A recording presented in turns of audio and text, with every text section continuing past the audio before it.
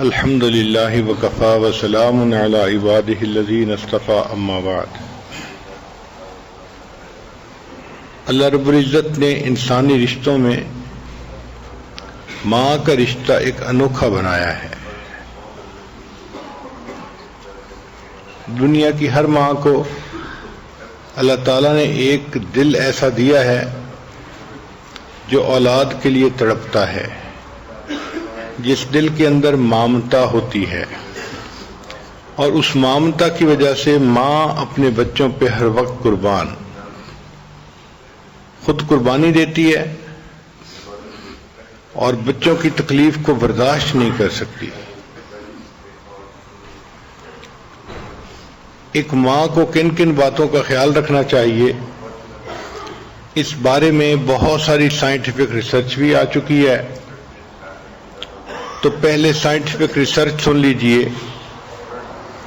کہ جب بھی کوئی خاتون حاملہ ہو، اس کو امید ہو جائے بچہ ہونے کی، تو پہلا کام اس کو یہ کرنا چاہیے کہ شی شوڈ ایٹ ویل، اس کو اچھا کھانا کھانا چاہیے، کیونکہ اب اس کے جسم میں اس کو خود بھی خوراک کی ضرورت ہے، اور جو بچہ ہونے والا ہے اس بچے کو بھی خوراک کی ضرورت ہے۔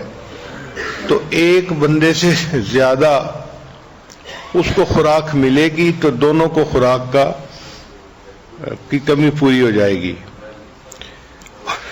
دوسرا پوائنٹ کہ جو عورت ایکسپیکٹ کر رہی ہو، اس کو ہر دن میں تقریباً آدھا گھنٹہ ایکسرسائز کرنی چاہیے، 4 times a week، ہفتے میں تقریباً 4 مرتبہ۔ ریسرچ بتاتی ہے کہ جو عورتیں حمل کے دوران ایکسرسائز کرتی رہتی ہیں، ان کے چانسز آف سی سیکشن جو ہے 20% ریڈیوس ہو جاتے ہیں، اور نارمل ڈیلیوری کے چانسز 50% انکریز ہو جاتے ہیں۔ اس لیے یہ ایکسرسائز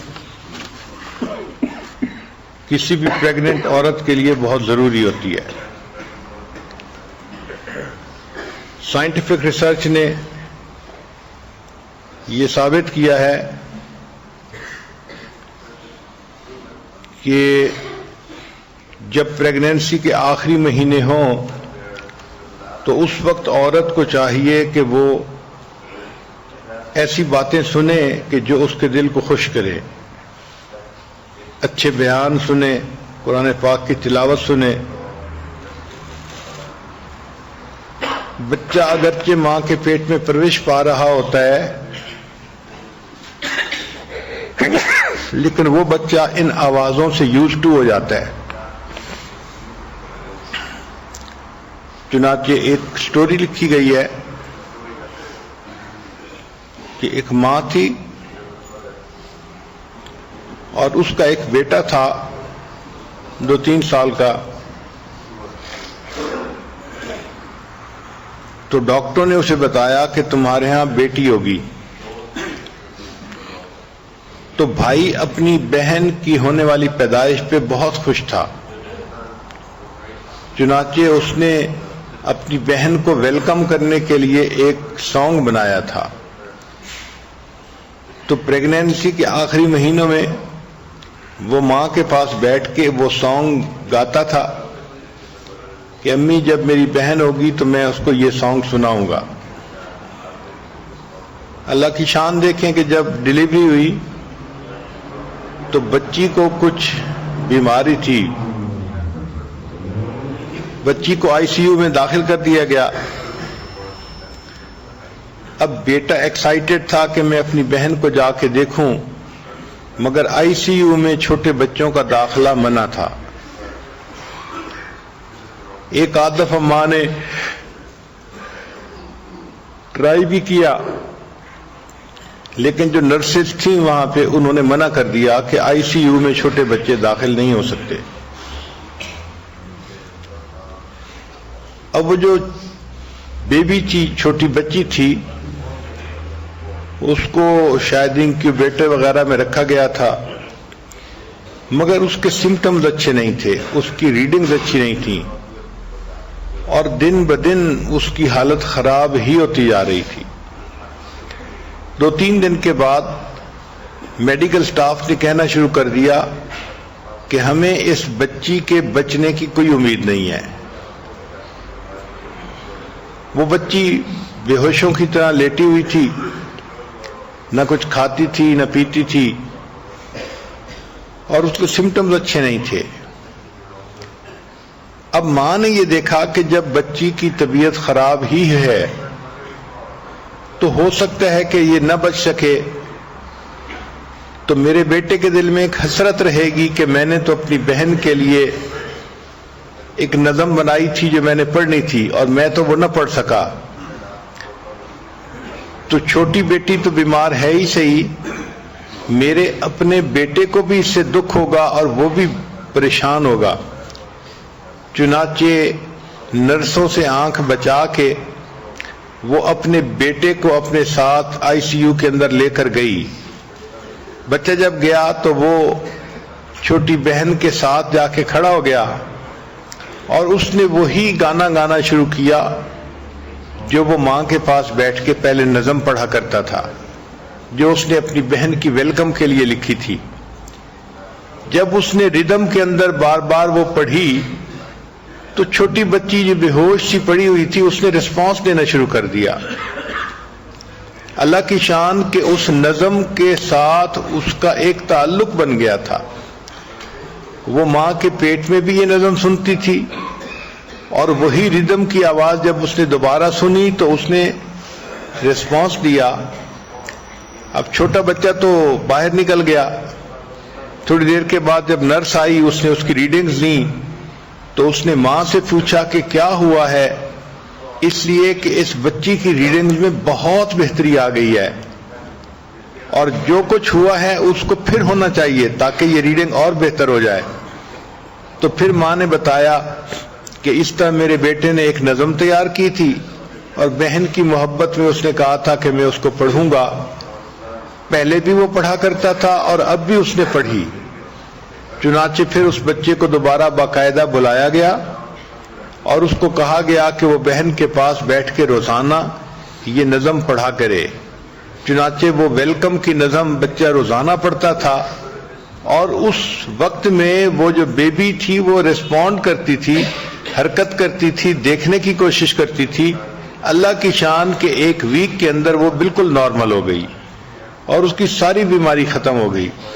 تو اس سے پتہ چلتا ہے کہ پریگنینسی کے جو لاسٹ منتھ ہوتے ہیں ان میں بیبی آواز کو سنتا ہے، تو ماں اگر قرآن پڑھے گی تو قرآن کی آواز بھی بچہ سنے گا اور اس سے مانوس ہوگا۔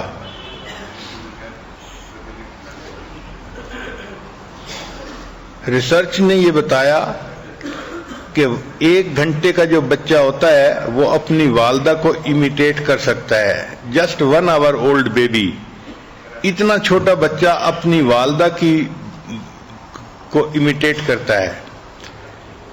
پھر جو 14 مہینے کا بچہ ہو جاتا ہے تو وہ اپنی ماں کو کچھ کرتے ہوئے دیکھتا ہے تو اس کو 1 ہفتے کے بعد وہ ایگزیکٹ اسی طرح پھر ریپیٹ بھی کر سکتا ہے، یعنی آفٹر 1 ویک بھی وہ اس کے کسی حرکت کو ریپیٹ کر سکتا ہے۔ اسی لیے ماں باپ کو چاہیے کہ چھوٹے بچوں کے سامنے بھی آپس میں آرگومنٹس مت کریں، چھوٹے بچوں کے سامنے بھی آپس میں فائٹ مت کریں۔ ایسے بچے جن کے ماں باپ ان کے سامنے آرگومنٹس کرتے ہیں وہ بچے بڑے ہو کر اگریسو بن جاتے ہیں۔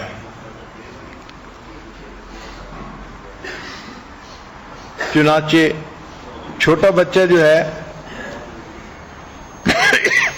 وہ جن چیزوں سے کمفرٹ محسوس کرتا ہے اس کو ان چیزوں سے کمفرٹ دینی چاہیے۔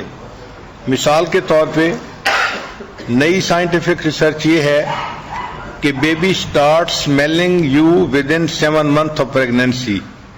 ابھی پریگنینسی کا 7واں مہینہ ہوتا ہے کہ بیبی کو اپنی والدہ کی جو اسمیل ہوتی ہے وہ اس کی پہچان ہو جاتی ہے۔ تو والدہ کے جسم سے اور کپڑوں سے جو اسمیل آتی ہے، 7 مہینے کا بیبی جو بھی مدر کے ووم میں ہے وہ اس کو سینس کرنا شروع کر دیتا ہے، اور 6 مہینے سے اوپر بیبی جو ہے وہ ساؤنڈ کو بھی ریسیو کرنا شروع کر دیتا ہے۔ اس لیے ماں کو چاہیے کہ بیبی کو اپنے بہت قریب رکھے، اپنے جسم کے ساتھ چپکا کے رکھے، اور 21 ڈگری سینٹی گریڈ کے ٹیمپریچر پہ رکھے تو یہ بیبی کے لیے بہترین ٹیمپریچر ہوتا ہے۔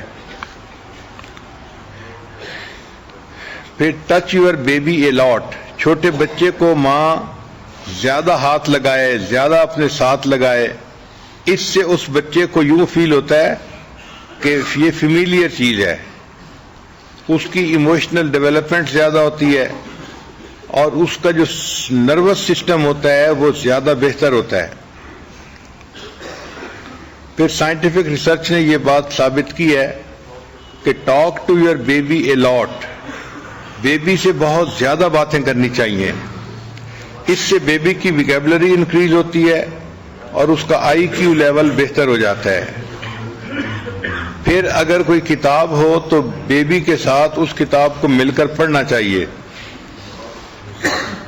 حتیٰ کہ اگر 6 مہینے کا بیبی ہو تو read as if you are explaining new concept to the baby, یعنی 6 مہینے کے بچے کو ایسے بات سمجھائیں جیسے کلاس میں پروفیسر کوئی نئے کنسپٹ کو سمجھا رہا ہوتا ہے۔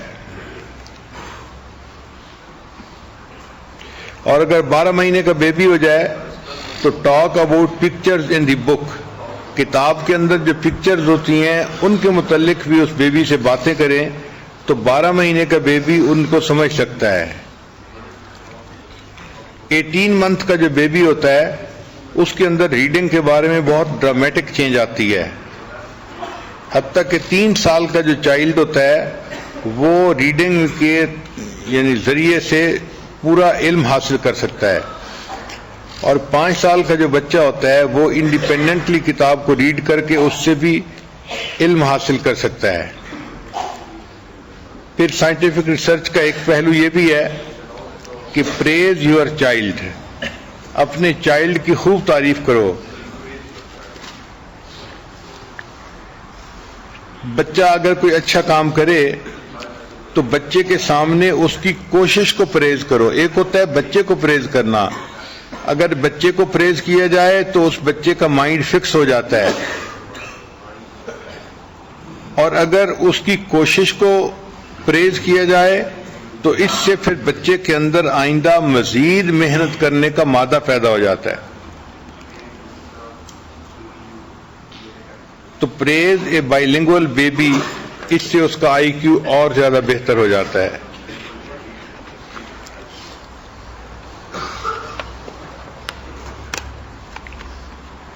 پھر ڈیولپ ہیلدی سلیپنگ پیٹرن، بچے کے سونے کا جو پیٹرن ہے وہ جتنا جلدی ہو اتنا زیادہ اس کو فکس کر دینا چاہیے۔ ماؤں کو چاہیے کہ they should try to breast feed the baby, اس سے ان کا آئی کیو لیول بہتر ہوتا ہے، بچے زیادہ ذہین ہوتے ہیں جو اپنی ماں کا دودھ استعمال کرتے ہیں۔ پھر give healthy food to your baby, جب بیبی بڑا ہو جائے تو ان کو ہیلدی فوڈ دینا چاہیے۔ Sit with them and eat with them, ماں ان کے پاس بیٹھے، خود بھی کھائے، بچوں کو بھی کھلائے، اس سے بچوں کو زیادہ بینیفٹ ہوتا ہے۔ تو بی جینٹل وین پوٹی ٹریننگ، جب پوٹی ٹریننگ کرنی ہو اس وقت ماں کو چاہیے کہ وہ بہت زیادہ ہارڈ نہ ہو بلکہ جینٹلی ان کو ہر